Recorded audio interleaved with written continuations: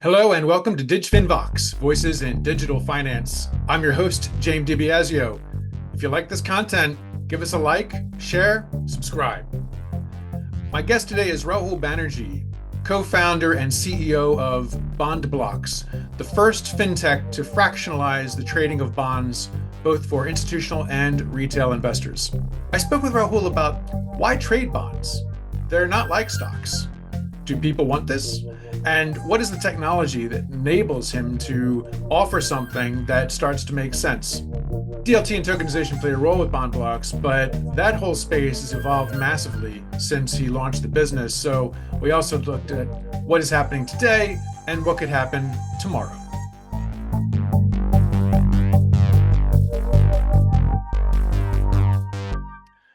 Rahul Banerjee from BondbloX, welcome to DigFin Vox. Hi, Jim. Great to be here.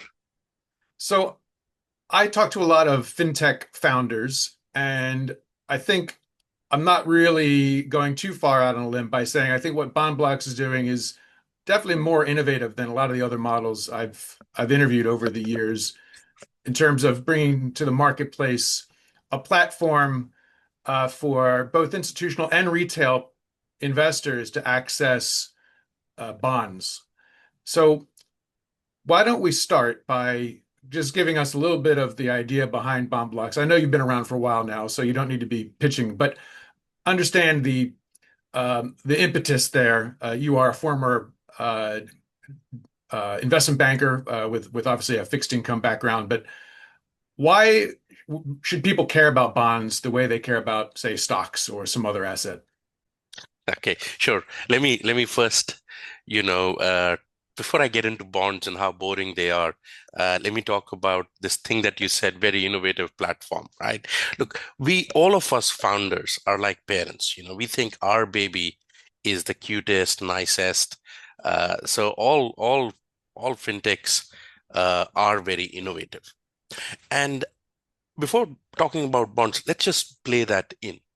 You know, if I say I'm one participant in the bond market, it's the world's largest market, right? There's Yeah, no market that's larger. How can I be unique in that? Right? It's like saying I'm a unique tuna. I can't be a unique tuna, right? Now, there are certain aspects that each founder tries to do. He says, look, this is a problem, I'll try and solve that. So, the problem that I was trying to solve, I used to be the global head for a bank on the fixed income sales side. I had done bonds for most of my life, got issuers, but I'd never bought a bond. right. I Because would have, retail people don't buy bonds. right? Actually, they do. They buy it in busloads. Hmm. Every time we did a debt capital market roadshow in Singapore or Hong Kong, the room would be full of private bankers. Asia has 1 million people who buy bonds, but me as a banker, uh, at the ripe old age or whatever, mid 30s, I'd never bought a bond. Hmm. And I tried to buy one. I had the wherewithal.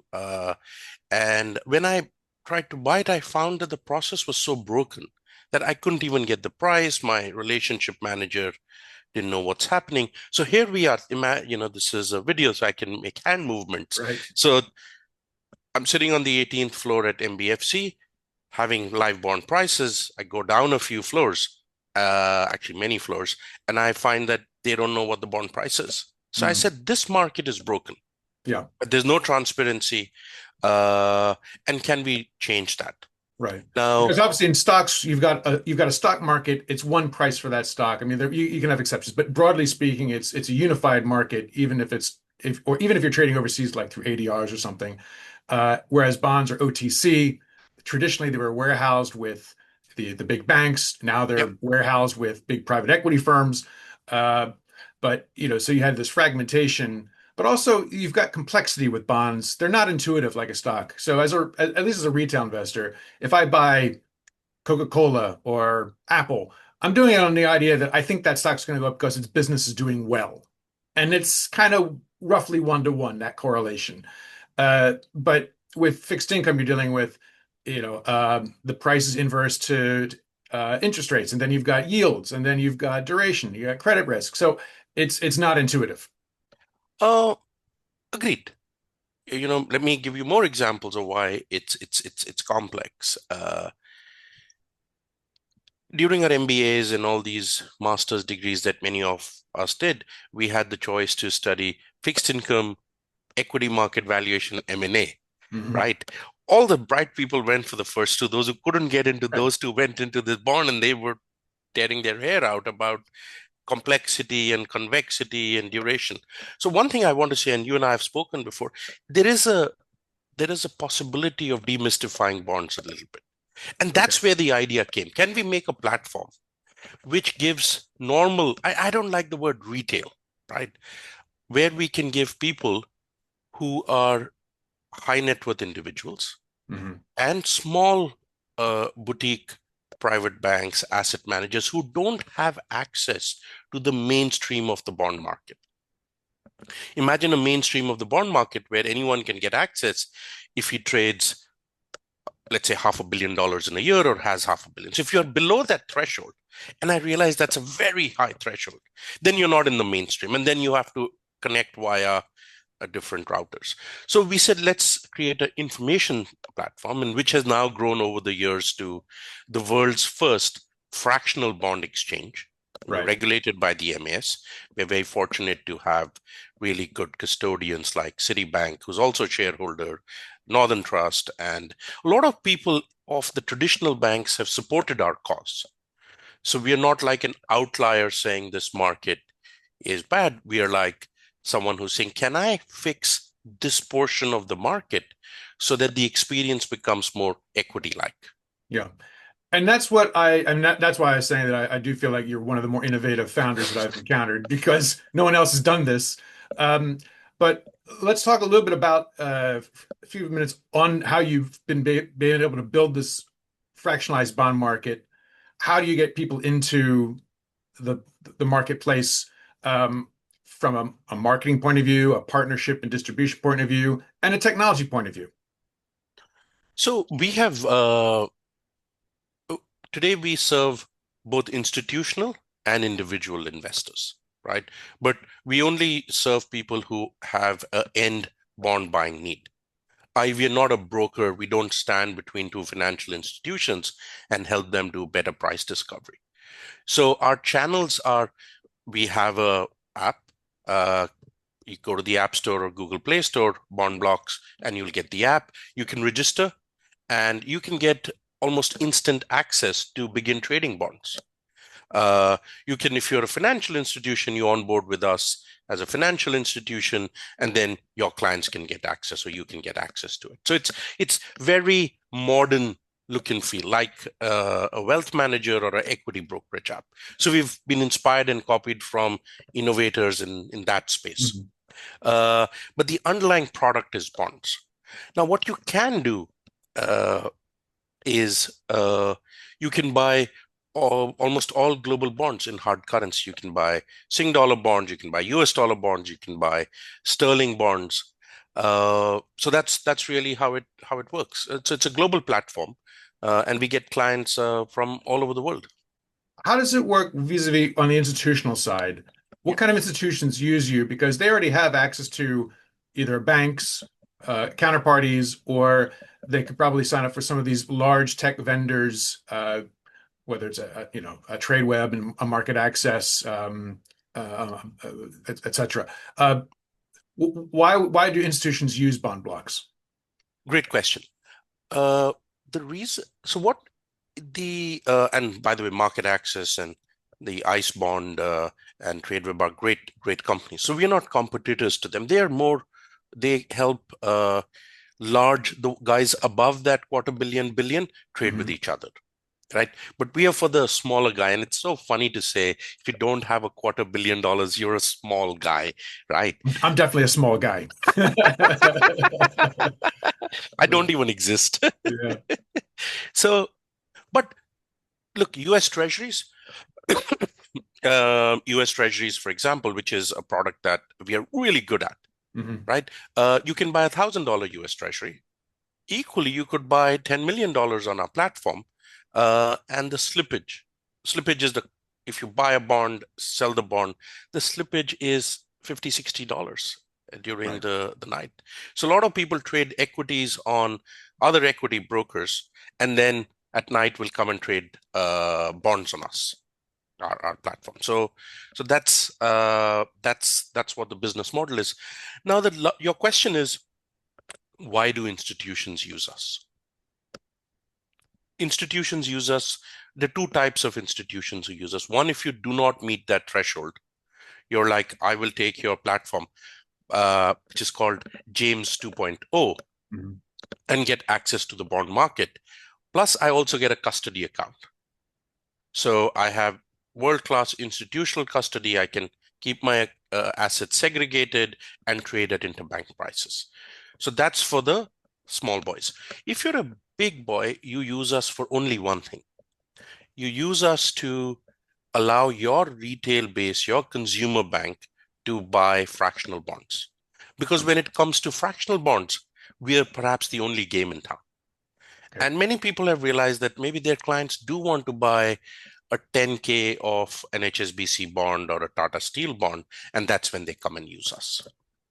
And why would they come to you versus going to, say, a wealth tech business like Arte or Endowus, Saif, Stashaway, these kinds of firms, or a small specialist like a Boom in Hong Kong? What is the what is it the fractionalization? Is that what makes, or is it the breadth of, basically a fixed income story? Or, what is it that makes BondbloX work versus a more generic B2C wealth tech platform?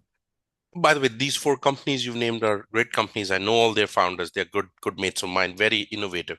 I'm a bond specialist. I'm a bond exchange, Right. right? So if you want to buy bonds, uh, you come to us, right? We don't give advice. We are a bond market specialist, Okay. and it's the largest. And bonds are hard, and many of these platforms don't unless they have tie-ups with us. They don't have bond market access, right?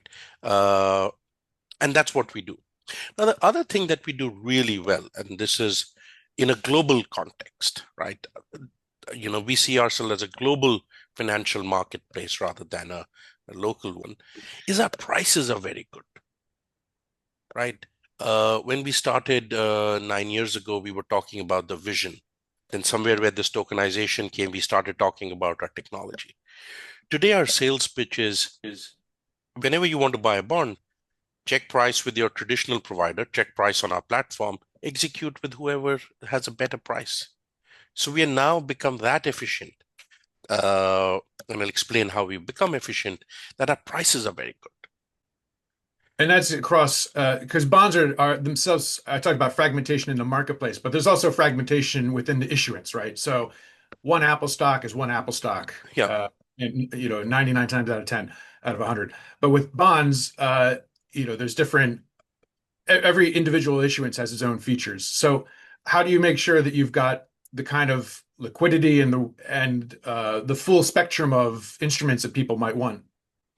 So there are 8 million bonds in the world, right? But just a few thousand really trade, and we Mhm. have all of them, Okay. especially in hard currency. Uh, so the way we worked is we have got institutional level desk access with a lot of the large banks and marketplaces. So when an order comes to us, we go using our technology to everyone, find the best price and give it to our clients. So that's what an exchange structure does. And by law, we cannot mark up. So clients can put a order and find it got executed better than where their limit was, which Okay. rarely happens. What is the technology? We've been talking about fractionalization a couple times. What is the tech you're using to achieve that? And maybe then it's a good segue into when you first built it versus what's happening today. So the underlying tech is obviously a lot of it is traditional technology like mobile apps like AWS and the cloud and microservices. Uh, but we also use some elements of tokenization. But first of all, this bond market, the reason uh, a lot of startups, by the way, a lot of people try and electronify bond markets. So you said you're innovative. I know of close to in this century, close to 100 startups that have tried. Hmm. But bond maths go back to the MBA, that bond maths, I have the Fabozzi book lying around here somewhere. You know, that's hard. The formulas are hard. And I'm very fortunate that I have as our co-founder and CTO, Rajaram Kannan, who left his great job as head of Treasury Markets Technology at DBS and came to us. And for the last 7 years, he's built the tech. So bond market is hard. Bond market technology is even harder, Hmm. right? To process all those calculations takes a lot of time. But we have one unique thing, and for which the MAS gave us the award for the most innovative financial institution a couple of years ago, is we operate along with our custodians a network which is built on distributed ledger technology. So when a bond comes into them, we use the concept of depository receipts as a legal construct, but the communication between the custodian who holds the main bond and the platform where you have the fractions is super efficient. Hmm. And that efficiency allows us to settle things instantly rather than classically T plus 2, now T plus 1. So that core tokenization technology across multiple financial institutions is something that is very innovative and has worked for the last 5 years. Yeah. So you've had that running for 5 years. 5 years ago, people were still talking about real-world asset tokenization. You had banks experimenting with tokenizing bonds in their little walled garden platforms, usually just with a single issuer and a single investor, proof of concept stuff. Uh, Today, it feels a little different. I mean, 5 years ago, people weren't talking about stablecoins.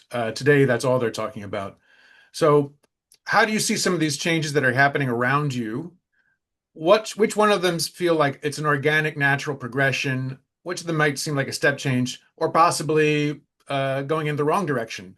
I'd be interested to get to your analysis of, because you've been in one version of this game, not really from a crypto background, and now things are a little more interesting.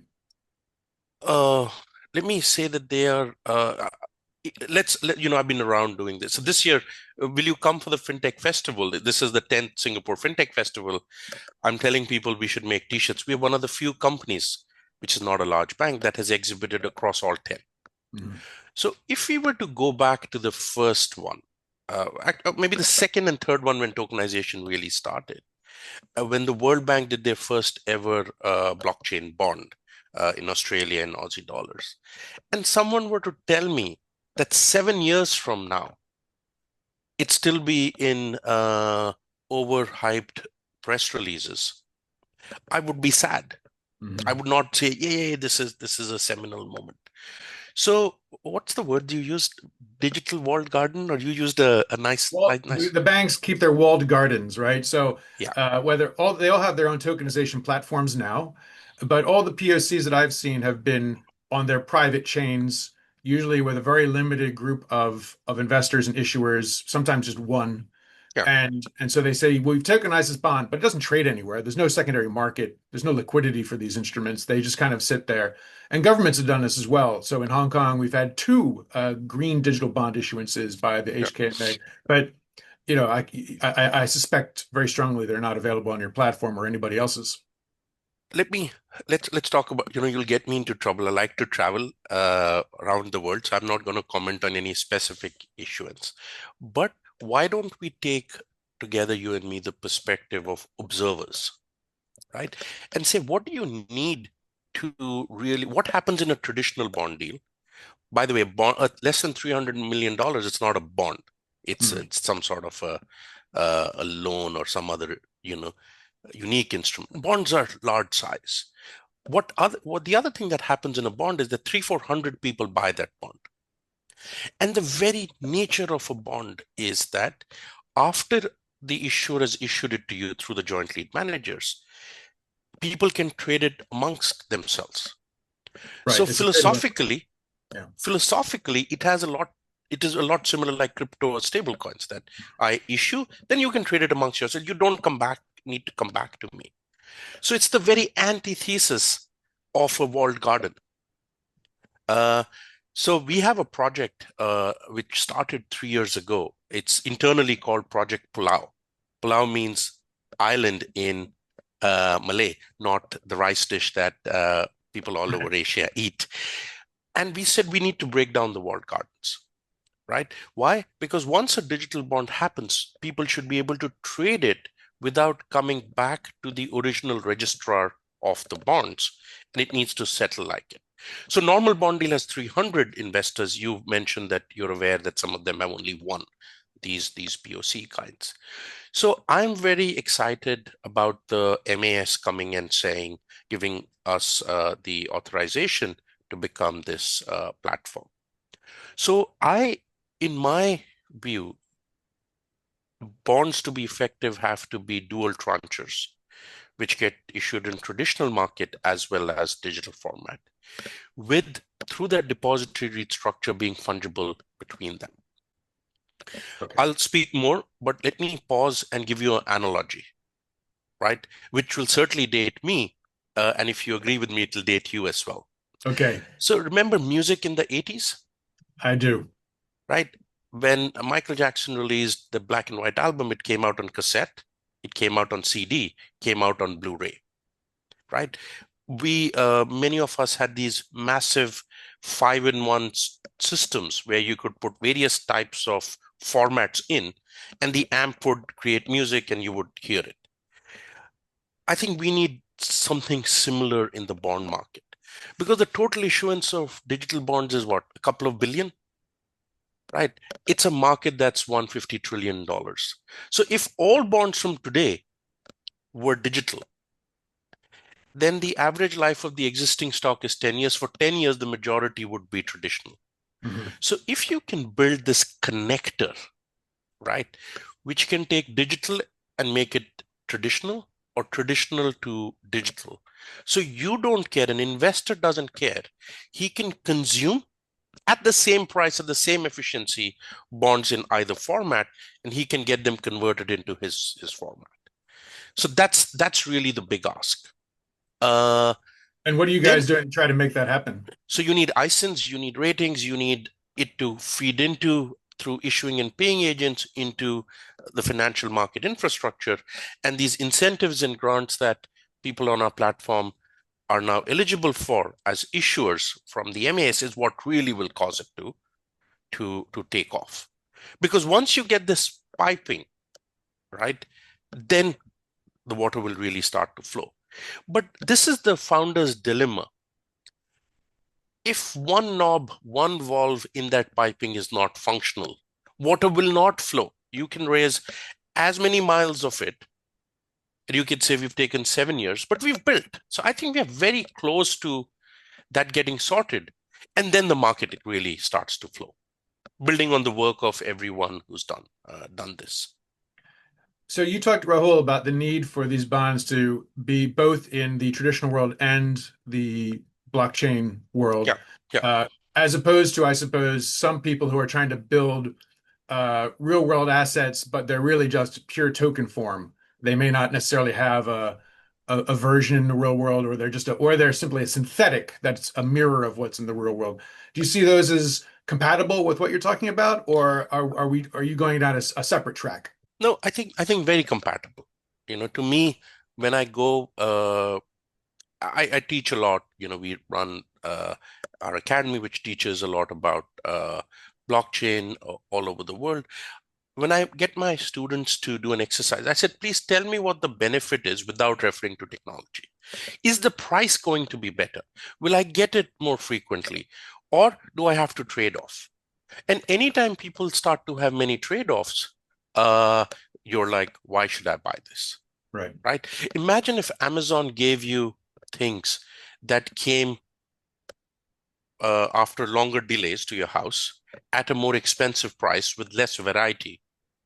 Amazon delivery service would not have taken off, right? So you need many advantages, and that's what will happen in the bond market. So you'll get bonds that are fully traceable at a better price or the same price, uh, and in various sizes. Now, the real world asset as a word, I don't like, right? Because I haven't figured out what are fake world assets. So I love the name. Meme It's really, coins. huh? Meme coins. Meme coins, Yeah. right? So I think the technology has now developed and it is getting interconnected. So from private members club, and Hong Kong has so many of those exclusive ones, we are becoming like an open restaurant where anyone can go eat and go back. He doesn't need to enroll, get balloted in. And that sparks the takeoff because in the bond market, bond and cash need to go hand in hand. Yeah. Anytime someone says, I'll send you the bond, you send me the cash, then it brings inefficiencies. So to that extent, do you see stablecoins playing a bigger role in your business? I think we are certainly exploring it.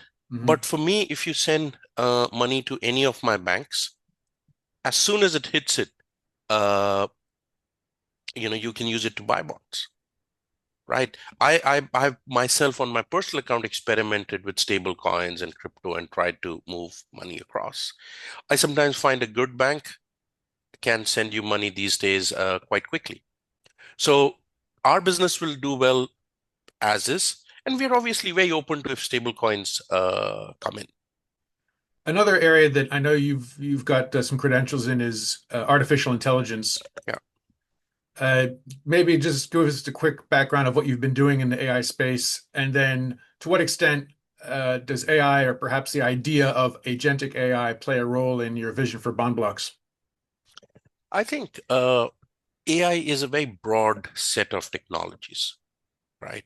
Uh, AI can do things at scale that human experts can do at not scale, Hmm. right? So if you give a set of bond market experts views on, hey, what bond is similar to this bond, and if they do that, then AI can replicate that.